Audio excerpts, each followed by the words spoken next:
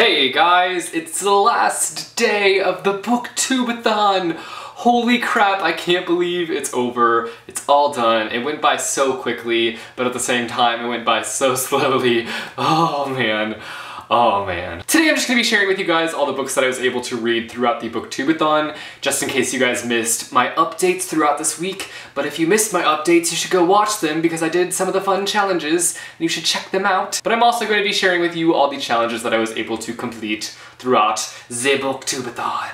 Let's get started. The first book I read was Mind Games by Kiersten White, and this was going towards my start and finish a series challenge, and I was able to do that because I also picked up Perfect Lies this week and was able to finish this duology. The main problem I had with this book was that I didn't feel the world was completely built up for you that well, and so at times it was confusing, and it was just kind of annoying not really knowing why things were the way that they were. I really enjoyed it though for the most part. The main characters were so annoying, I will say that. I was annoyed by the main characters. And I also am confused as to why this was a duology because I think it would have been fine as just one complete book. So that's my thoughts on the Mind Games duology. I read Obsidian by Jennifer L. Armentrout, and this completed my read from a genre that you have read the least from this year. So sci-fi, paranormal, romance genre I have read the least from this year. And I really enjoyed this book. I was surprised by how much I enjoyed it.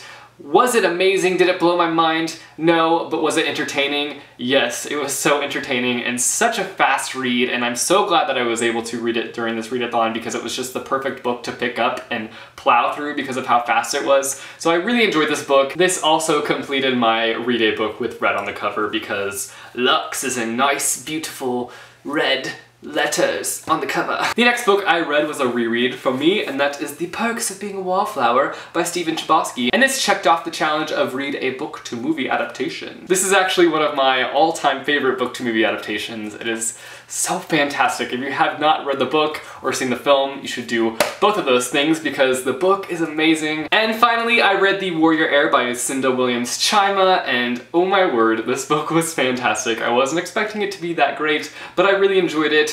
It's such an interesting fantasy story, and I'm really looking forward to continuing on with the series. I will say there are a few flaws with this.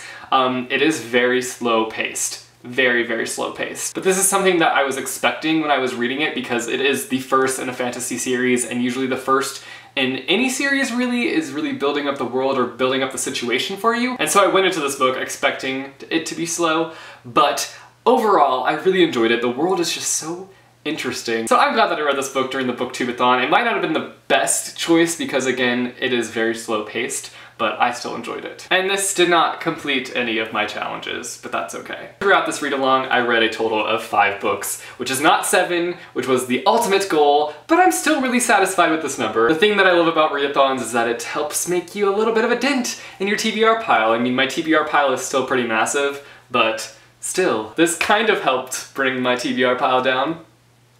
Kind of. The first challenge for today is to show us where you've been reading throughout this readathon. So here is where I've been reading. Here is where I've been reading during the Booktube-A-Thon, on my couch. Today I read The Warrior Heir on my couch, and I completed it. And here is my Hogwarts blanket. It's so nice and comfortable, and just the perfect blanket to have while reading. Super snuggly. And yeah, that's about it. That's my reading location for this readathon. And the second video challenge and the final challenge for this Booktube-A-Thon, so sad, is to create a book dominoes sort of thing. A lot of my books are in boxes right now, so I'm just going to use the books that I read throughout the Booktube-A-Thon and do a little book dominoes with them, even though it's gonna be pretty lame. It'll have to do.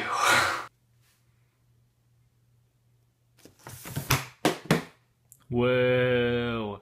Well, that's it for the Booktube-A-Thon. I wanted to give a huge thank you to Ariel Bissett for putting on this event and just being such an amazing person and organizing this whole thing. It's been incredible, and I just feel this real sense of community right now. And I'm just so excited for next year. It's gonna be even better than this year, and this year was already amazing, so next year is just gonna be mind-blowingly amazing. So thanks for watching, guys. Thanks for participating in the Booktube-A-Thon. Let me know down below how you did on your TBR piles, how many books you read this week. Even if you only read a few pages this week, that's still something. So thanks for watching, guys. I will see you soon with another video.